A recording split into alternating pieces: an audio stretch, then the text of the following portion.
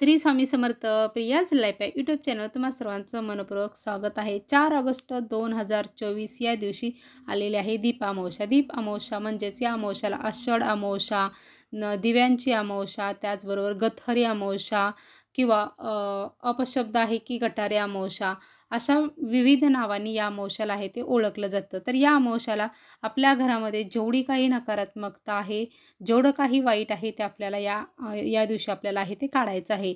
आपल्याला आपल्या घरातील स्वच्छताही करायची आहे, दिवेही स्वच्छ करायचे आहे, देवघरही स्वच्छ करून आपल्याला छानपैकी असं आपल्या घरातील वातावरण आहे ते छान असं प्रसन्न करायचं आहे। आणि त्याचबरोबर या दिवशी आपल्याला लक्ष्मी माता आपल्या घरामध्ये कायमस्वरूपी टिकून राहावी आणि आपल्या घरामध्ये पैशाच्या अडीअडचणी जर निर्माण होत असतील, पैशाबाबतीत जर काही प्रॉब्लेम अडचणी जर निर्माण होत असतील, पैसा येतोय पण तो काही टिकून राहत नाही, सतत पैशाबद्दल चणचण भासत राहणे, किती जरी आला तर तो घरात राहत नाही, कोणत्या नाही कोणत्या कारणाने तो सतत म्हणजे निघून जातो। हे कशामुळे होतं का तर लक्ष्मी माता ही चंचल आहे आणि ही चंचल स्वरूपाची लक्ष्मी माता असल्यामुळे अशा पद्धतीचे जे अडचणी आणि जे प्रॉब्लेम आहेत ते आपल्याला येतात। पण ही चंचल जरी लक्ष्मी माता असले तर तिला आपण जर प्रसन्न करून घेतलं, तिच्या जर सेवा जर केल्या तर ती आपल्या घरामध्ये टिकून राहते, आपल्या घरामध्ये ती ते तिचं जे वास्तव्य आहे ते आपल्या घरामध्ये ती करते। तर यासाठी आपल्याला काही वरचे वर म्हणजे अमावस्या किंवा पौर्णिमा किंवा आपण आठवड्यातील जे मंगळवार शुक्रवार असे जे वार आहेत या दिवशी, त्याचबरोबर महिन्यातून येणारी जी अष्टमी आहे, या अष्टमींना आपण जर सेवा जर केल्या तर आपल्याला चांगल्या प्रकारचा आहे तो फरक आहे तो जाणवतो आणि लक्ष्मी माता आहे ते आपल्या घरामध्ये टिकून राहते आणि आपल्याला कधीच पैशाबाबत आर्थिक अडचण आहे ती कधीच भासत नाहीत। पण आपल्याला उद्याची जी अमावस्या म्हणजे आत्ता जी अमावस्या आलेली आहे जी 4 ऑगस्टला, ही दिव्यांची अमावस्या आहे।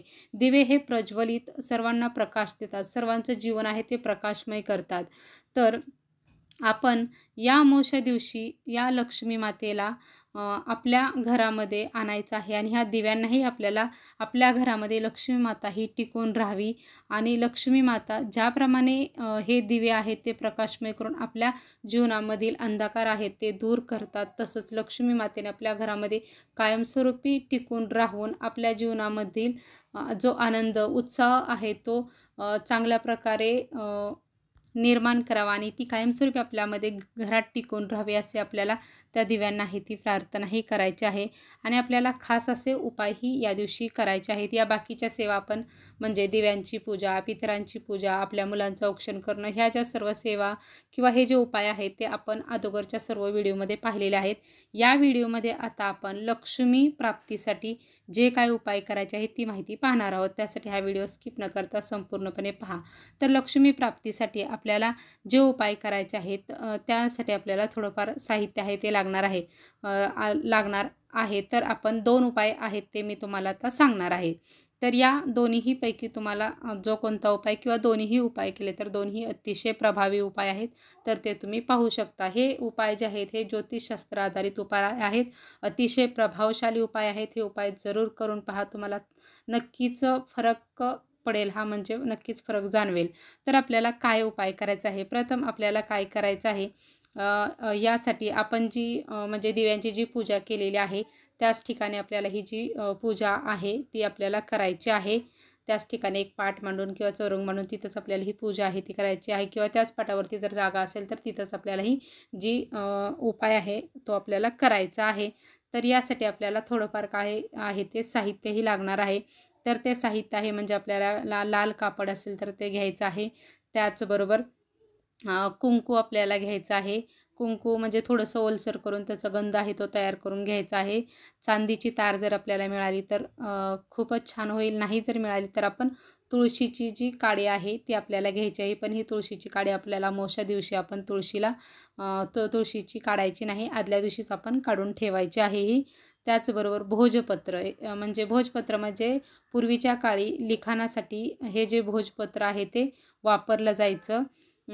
ते भोजपत्र म्हणजे झाडाची साल असते एक प्रकारची, तर ते आपल्याला जे पूजेचं साहित्य मिळतं त्या दुकानामध्ये हे आपल्याला जरूर मिळून जाईल। आणि जर नाही मिळाली तर त्याला पर्याय म्हणून आपण आपल्या घरातील मुलांच्या ज्या चित्रकलेचा असा जाड जो कागद असतो तो आपल्याला घ्यायचा आहे.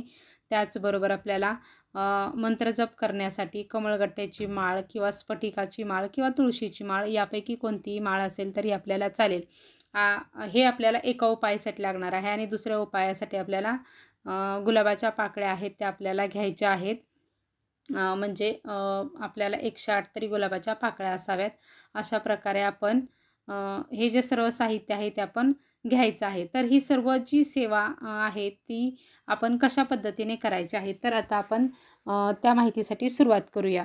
हा अतिशय प्रभावी उपाय आहे, जरूर करून पहा. जर आपल्याला खरंच आपले कुणाकडे पैसे जर अडकले असतील, कर्ज खूप डोक्यावरती झालेलं आहे, आपले पैसे कोणी म्हणजे घेतलेले आहेत पण ते देत नाहीत, आणि आपण म्हणजे कुणाचा व्यापार असू द्या, कोणाची बिलं अडकलेली आहेत, कुणाचं असं म्हणजे बरेचसेच आर्थिक अडचणी वेगवेगळ्या प्रकारच्या असतात.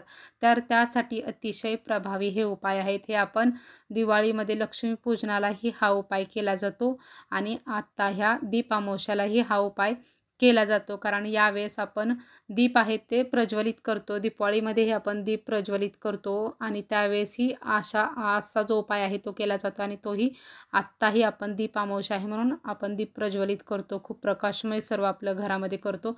त्यावेळेस हा आपल्याला उपाय करायचा असतो. तर हा उपाय अतिशय प्रभावी आहे. तर तो आपण आता पाहूया की हा उपाय नक्की आहे तरी काय.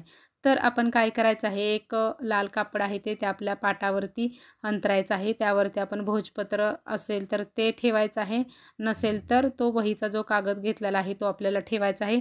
बसताना आपण जर शक्यतो करून आपल्याला जर उत्तरेकडे तोंड करून बसणं जर शक्य झालं तर बसायचं. कारण ही कुबेर देव आणि लक्ष्मी मातेची ही जी दिशा आहे ती आहे, म्हणून आपण जर ह्या दिशेला तोंड करून बसणं आपल्याला शक्य झालं तर जरूर बसावं.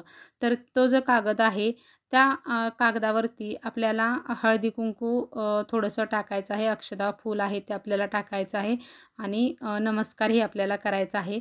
आणि नंतर आपण काय करायचं आहे की प्रथम आपल्याला श्री गणेशांचं नाव घ्यायचं आहे.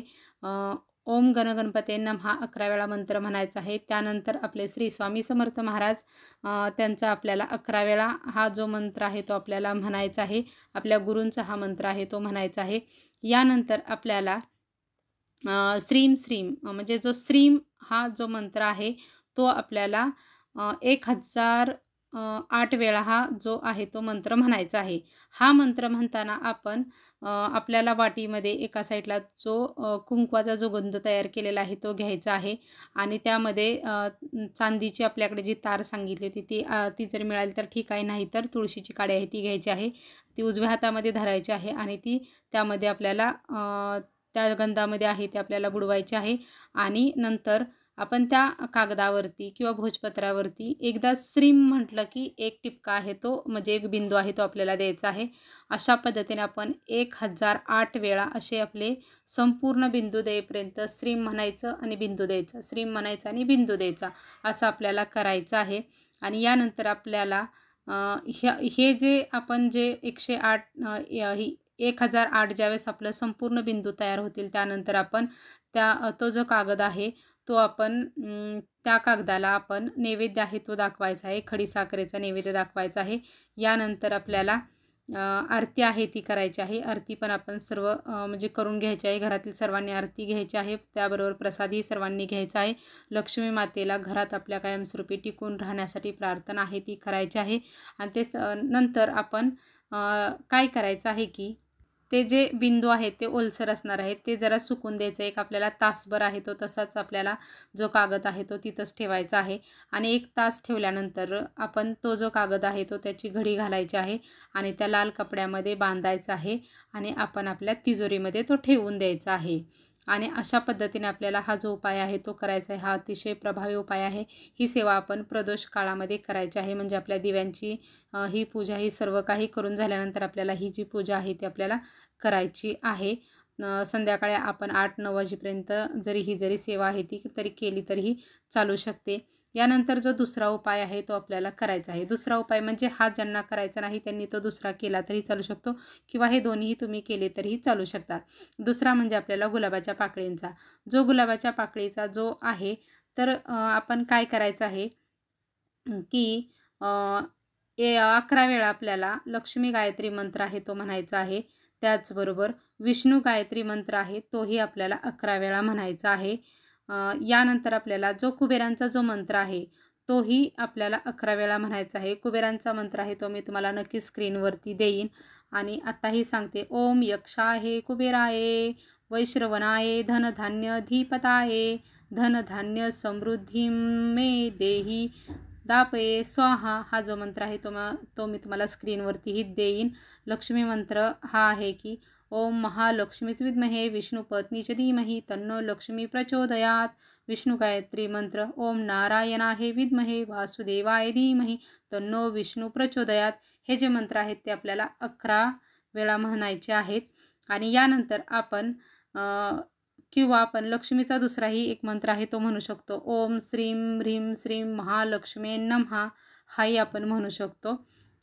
कोणतेही यातील मंत्र म्हणजे लक्ष्मीचा कोणता एक म्हटला तरी चालेल, पण हे तिन्ही जे आहेत ते आपल्याला 11 वेळा म्हणायचं आहे. आणि आपल्याला एक एक माळ जर करणं जर शक्य झालं, खरंच आपल्याकडे जर वेळ जर असेल तर एक एक माळ म्हणजे 108 वेळा जर करणं शक्य झालं तर आपण जरूर करावं, पण कमीत कमी 11 वेळा तरी करावंच. तर हे म्हणून झाल्यानंतर आपण गुलाबाच्या पाकळ्या आपल्याला 108च घ्यायच्या आहेत. 108 घेतल्यानंतर आपण श्रीम हा जो मंत्र आहे तो म्हणायचा आहे. लाल आपल्याला कापड घ्यायचं आहे, पाटावरती ठेवायचं आहे आणि एकदा श्रीम म्हटलं की ती गुलाबाची पाकळी आहे ती आपल्याला त्या लाल कपड्यावरती आपल्याला ठेवायची आहे. अशा आपण 108 वेळा श्रीम श्रीम म्हणत म्हणत ते ठेवायचं आहे, अशा संपूर्ण पाकळ्या. आणि यानंतर आपण हळदी कुंकू अक्षदा फूल आहे ते व्हायचं आहे. लक्ष्मी मातेला आपल्या घरामध्ये कायमस्वरूपी टिकून राहण्यासाठी प्रार्थना आहे ती करायची आहे. अशा पद्धतीने हाही उपाय आपल्याला करायचा आहे. आणि याचीही पुरचुंडी आहे ती आपण नंतर बांधायची आहे आणि आपण आपल्या तिजोरीमध्ये ठेवून द्यायचे आहे. हे दोन्हीही उपाय अतिशय प्रभावशाली उपाय आहेत, कारण लक्ष्मी मातेला गुलाबी अतिशय प्रिय आहे. आणि आपण अगोदर कागदावरती म्हणजे कागदावरती जे कुंकवाचा जो गंध तयार करून त्याने जे टिपके केलेले आहेत, कुंकू ही लक्ष्मी मातेला अतिशय प्रिय आहे. तर आपण अशा पद्धतीचे हे जे उपाय आहेत ते जरूर करून पाहावेत. अतिशय प्रभावी उपाय आहेत. तुमचे कितीही पैशाबाबत अडचणी असू द्या, हे उपाय जर तुम्ही केलं तर तुमचे नक्कीच जे प्रॉब्लेम आहेत आणि ज्या अडचणी आहेत त्या लवकरात लवकर दूर नक्कीच होतील. हे उपाय करून पहा.